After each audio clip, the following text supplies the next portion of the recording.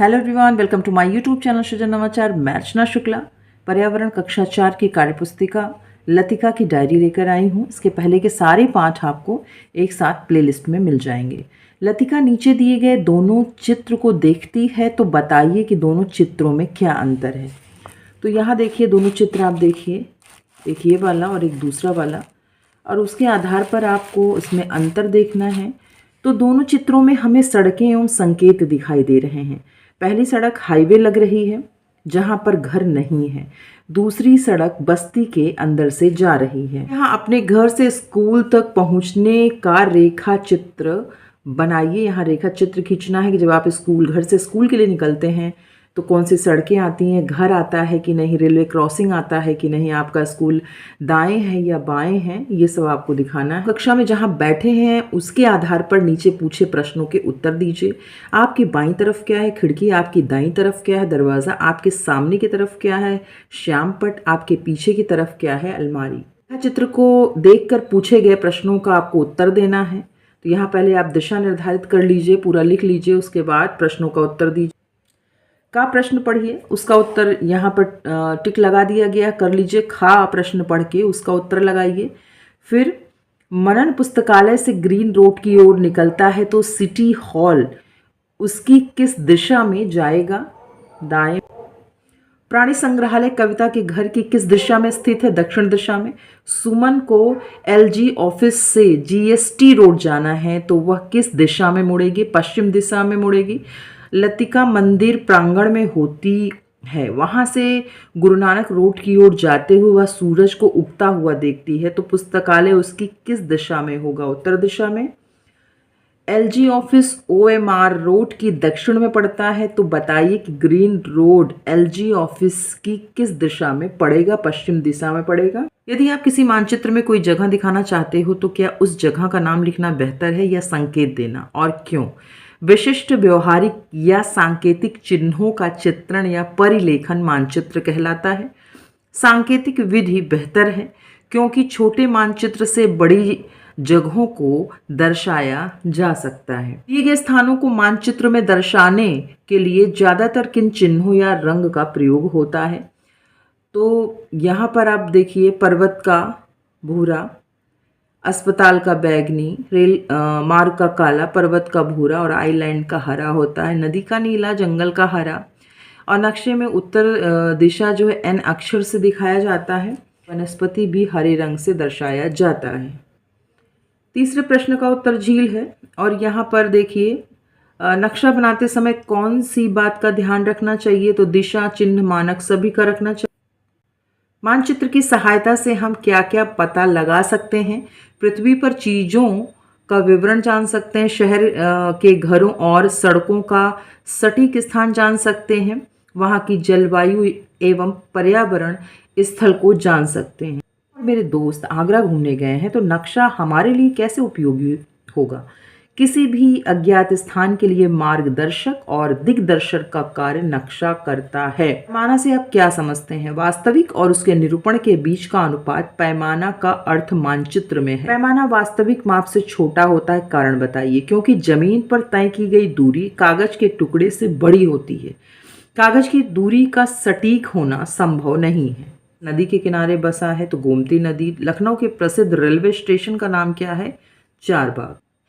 इस शहर की 3 ऐतिहासिक इमारतों के चित्रों के नीचे उनका नाम लिखना है, तो ये रूमी दरवाज़ा है, ये बड़ा इमामबाड़ा है और ये रेजिडेंसी है। आप लखनऊ के कौन कौन से व्यवसायों के बारे में जानते हैं, वैसे बहुत सारे व्यवसाय हैं यहाँ पर।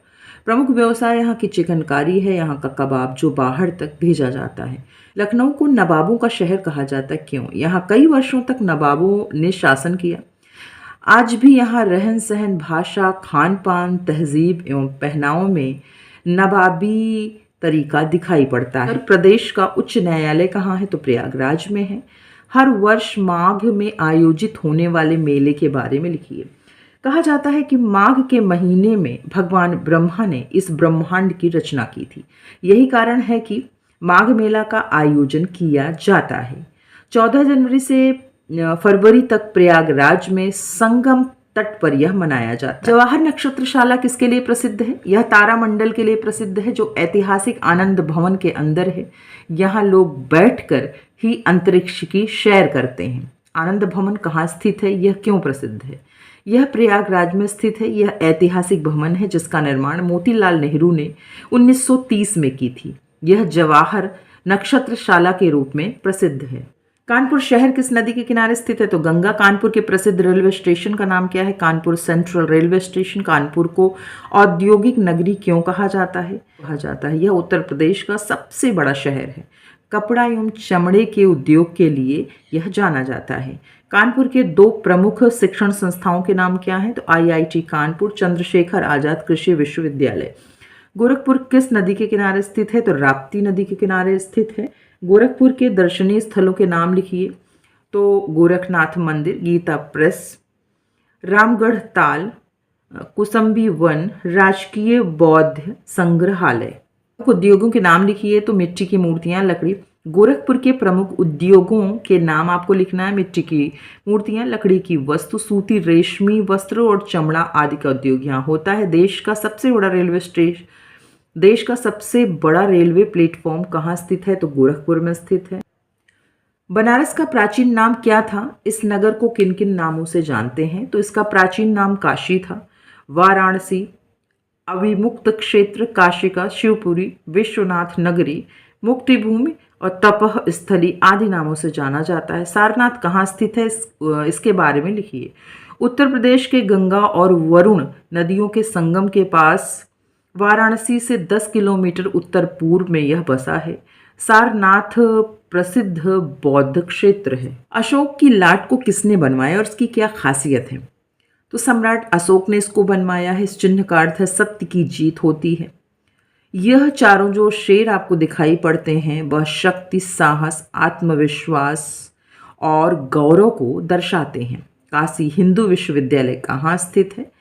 इसकी स्थापना किसने की थी? तो ये वाराणसी में स्थित है। 1916 में पंडित मदन मोहन मालवीय जी ने इसको बनवाया था।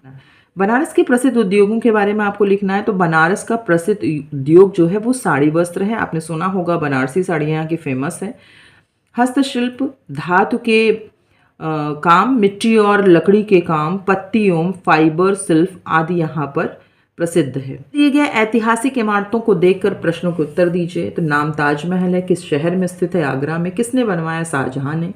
नाम कुतुब मीनार है, किस शहर में स्थित है? दिल्ली में। किसने बनाया था? तो कुतुबुद्दीन ऐबक ने।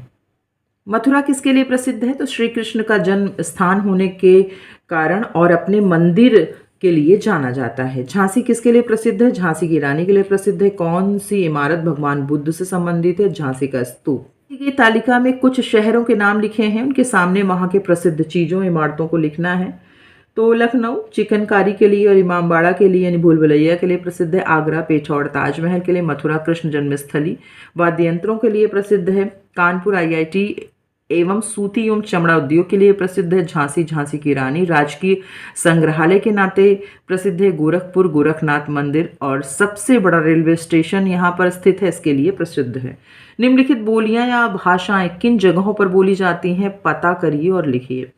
तो भाषा यानी आप ब्रज की बात करेंगे, मथुरा, आगरा, भरतपुर, करौली और धौलपुर में बोला जाता है। अवधी, लखनऊ, रायबरेली, सुल्तानपुर, बाराबंकी, उन्नाव आदि जगहों पर बोला जाता है। बुंदेलखंड में जालौन, झांसी, ललितपुर आदि में बोला जाता है। कुमायूं जो उत्तराखंड में वहाँ बोला जाता है। भोजपुरी पश्चिम बिहार, पूर्वी उत्तर प्रदेश, उत्तरी झारखंड, फिजी एवं नेपाल और मॉरिशस में भी बोला जाता है।